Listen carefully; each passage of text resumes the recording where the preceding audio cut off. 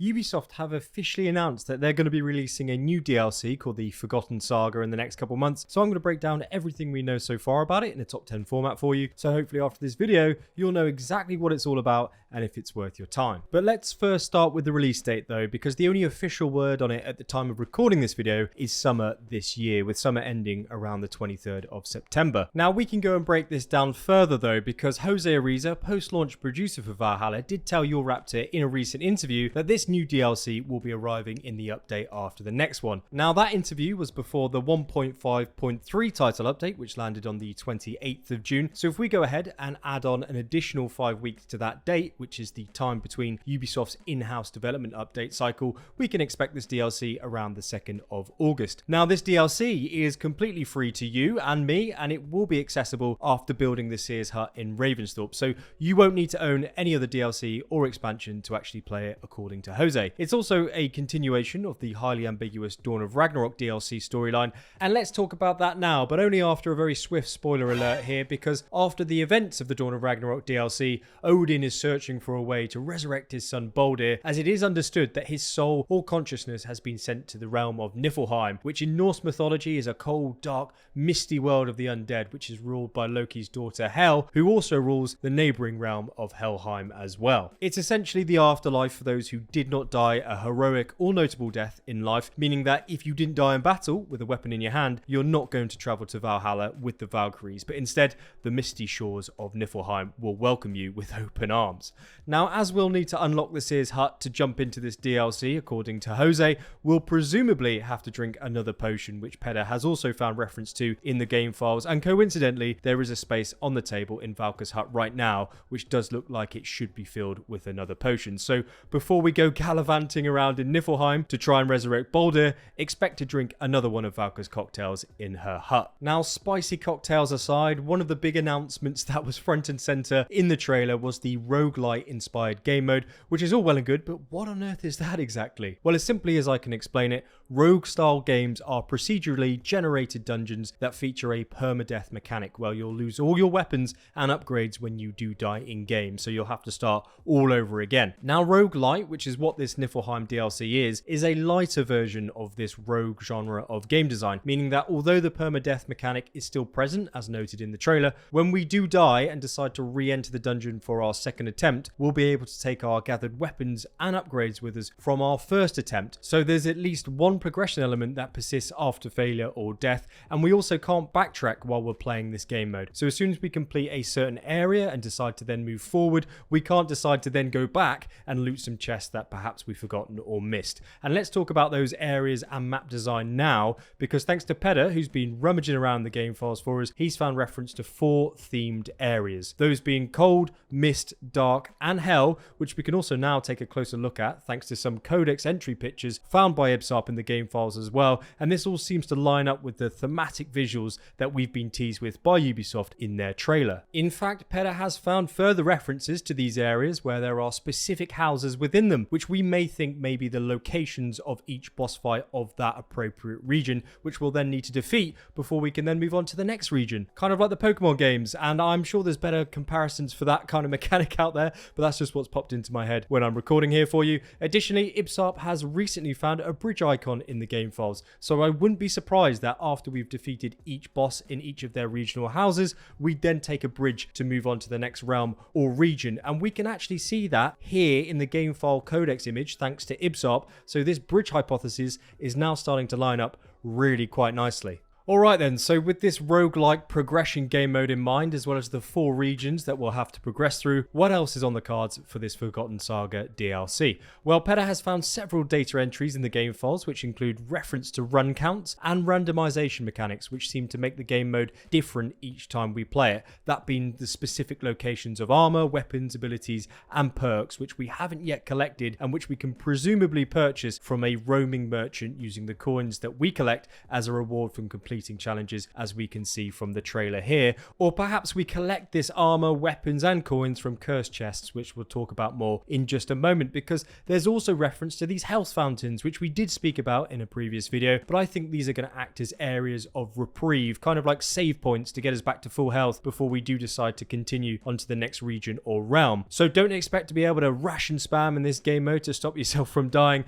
because there is a heavy emphasis on randomization and a limited degree of replayability as far as picking up the best loot in specific known locations, because it will respawn elsewhere after you die. And by the way, these videos sometimes feel like investigative journalism, but just for Assassin's Creed Valhalla, they take a huge amount of time to make. So if you are enjoying it or you've learned something new, please do leave a very swift like down below. It genuinely really helps me out on YouTube, so thank you very much. Alright then, so what enemies are we going to be coming up against in this new Forgotten Saga DLC? Well, the reveal has shown us so far that we do have some muspel enemies that we've seen in the Dawn of Ragnarok DLC, as well as druids from the Wrath of the Druids Island DLC, and the thematic demon-orientated Saxon warriors, which do resemble those NPCs we've also seen pop up in the recent mastery challenges. So apart from the implementation of a dragon and new boss fights in the form of new narrative characters, the main combative NPC force that we're going to be coming up against will widely be seen as reskins or reused assets from previous game installments and expansions. And I think this is kind of to be expected really, as it can be seen as Ubisoft's way to showcase their season pass content in the form of free content such as this Forgotten Saga DLC as a presentation of sorts to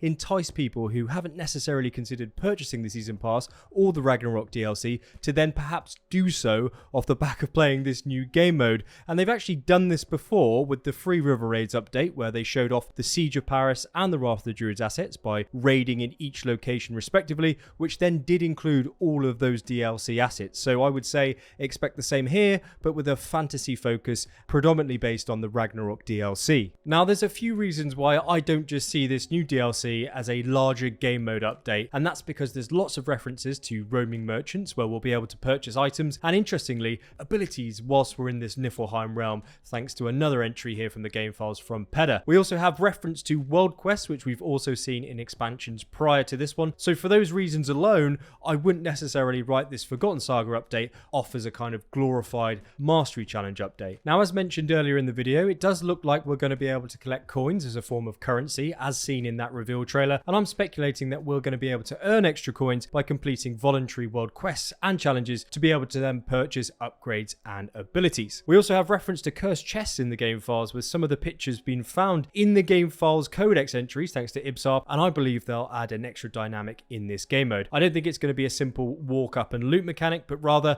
I think we'll have to kill optional bosses or perhaps fulfill a kill order in a certain time period, as seen in this screenshot, before we actually gain access to the chest itself. Again, this would be optional, which is why I think it has more depth than the very linear mastery challenges, but we're just going to have to wait and see. Now let's talk about armor sets, because at present this game mode looks to build on the already established designs in the game, including the incorporation of helix packs and reskins. In the reveal, we were very swiftly shown a 4-slot equipable menu system, which includes a main hand, an offhand, range and armor slot, which is a very simplified version of our current inventory loadout system. And interestingly, Jose said to Your Raptor that each armor set in this DLC will provide us with specific buffs depending upon which region we're currently in. And in the recent 1.5.1 update, we saw the Draugr, Niflheim and Hell's Damnation armor sets have their thumbnails changed to what we can now see in this reveal. Let's go a step further though, because Ubisoft has found thumbnails of all of the inbound armor sets that we are presumably going to be using in each of these specific regions coming to this DLC.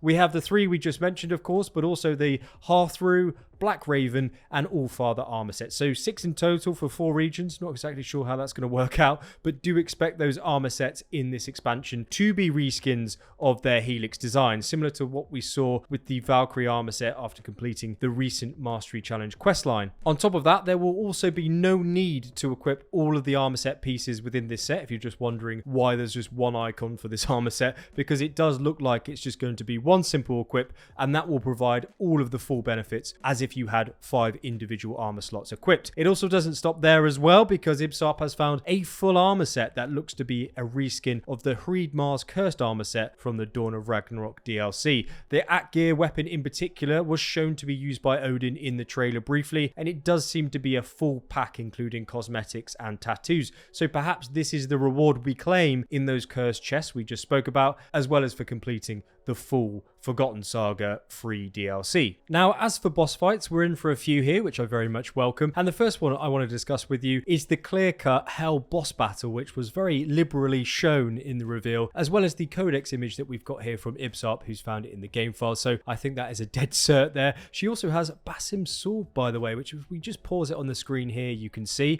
And this does make sense, as she is Loki's daughter, and she does seem to be protected by her hellhounds, which we also see in the trailer. And they're significant enough to be accompanied by another visual codex entry here in the game files thanks to Ubisoft. Now, another big boss battle inbound is the controversial dragon that we saw in the trailer, presumably called Nidhogg, as in Norse mythology he gnawed at the roots of the world tree, that being of course Yggdrasil, which supports all of the realms in its branches, subsequently damaging it in the process and affecting the stability of the cosmos. Now we've got another codex picture here from Ubisoft for a more detailed look at our dragon, and arguably you could say that this dragon has a deeper meaning, as its presence in this game series affects the stability of the wider Assassin's Creed franchise. But alas, I think that's a conversation for another time in another video. But we do have another boss fight reference thanks to Peder. He's called Hjalmgunnar. I'm sure I've got that wrong, so apologies. But he's going to be throwing scythes and firing off lasers according to the game files. And I actually reckon it may be this dude who we briefly saw in the trailer, because he has his own codex entry as well, thanks to Ubisoft, with that big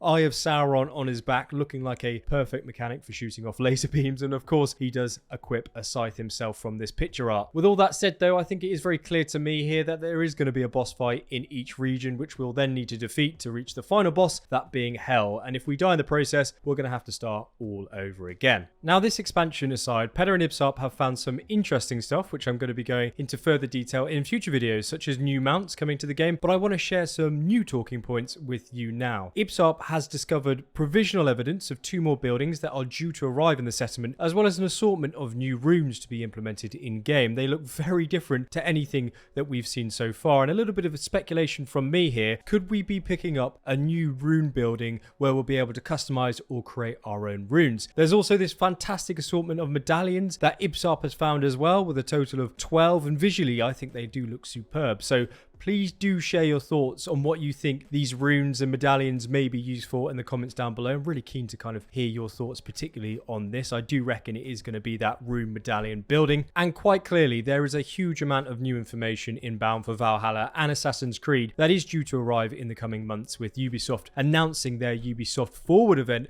on September the 10th. So if you would like to stay up to date with everything Assassin's Creed, make sure you do subscribe so you'll be the first to know what's new and when it is dropping. Big thanks to Peder and Ubisoft for their work on this video with me, and you reloaders for your support via YouTube memberships. You're all legends. Thank you so much. Anyway, hopefully see you in the next video, which should be popping up on your screen right now. As usual, coffee is on me.